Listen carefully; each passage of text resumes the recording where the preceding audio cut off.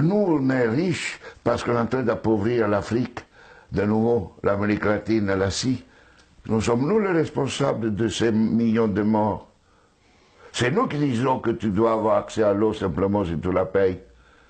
Que je t'amènerai l'eau si je suis rentable. En Afrique, c'est nous, c'est pas eux. Eux, ils étaient capables de le faire en communauté. Et donc, à l'heure actuelle, il faut se dire que les guerres qu'on est en train de faire, c'est quoi? C'est parce qu'ils nous ont attaqués. Qui? Quand Sarkozy a bombardé la Libye, aucun Libyen n'avait attaqué la France. La France n'avait pas été bombardée par personne.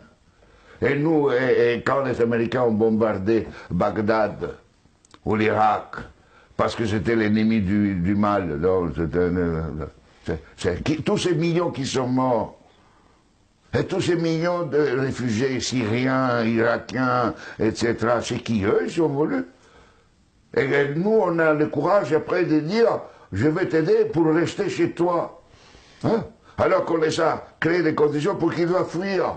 Et nous, on va dire hypocritement à cette Europe qui hypocritement donne 6 milliards à la Turquie, 2 milliards aux Libyens pour pouvoir tenir les gens qui viennent d'Afrique, où on est en train d'alimenter, nous, les guerres. Mais il faut s'arrêter de se raconter des balivernes ici. Hein? Il faut arrêter. La guerre ne se fait plus parce qu'on tue l'ennemi. La guerre est devenue, grâce à la technologisation, elle était déjà aussi d'avant, mais elle est devenue une activité économique la plus rentable après l'industrie pharmaceutique et l'industrie informatique. On fait la guerre parce que c'est rentable. Et malheureusement, si nous ne changeons pas nos dirigeants, et nous-mêmes, hein, dans le sens pas individuellement, mais les systèmes de valeurs fondamentaux, la sécurité nationale qui explique la guerre, la souveraineté nationale, l'appropriation privée du vivant, etc. Tout ça, on fera la guerre. On fera la guerre, pourquoi? Parce que pour cela, deviendra une activité de plus en plus rentable. D'ici quelques années, si vous éliminez la guerre, le PIB mondial chutera, d'après le système dominant. Elle ne chutera pas si on est dans un autre système. Au contraire, la guerre, la disparition de la guerre, sera une source de richesse.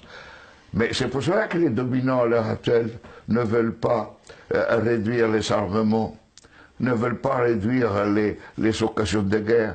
Parce qu'imaginez-vous la France sans la guerre. Que serait comme économie? Imaginez-vous les États-Unis sans guerre, deviendraient des pauvres. Dans des économies pauvres. Donc aujourd'hui, on est entré dans une phase où on fait la guerre parce que c'est rentable. Et vous n'aurez aucun dirigeant actuel du monde qui arrêtera la guerre, parce qu'il sera crucifié, parce qu'il sera lapidé, parce qu'il va contre la logique. La guerre fait augmenter le PIB mondial.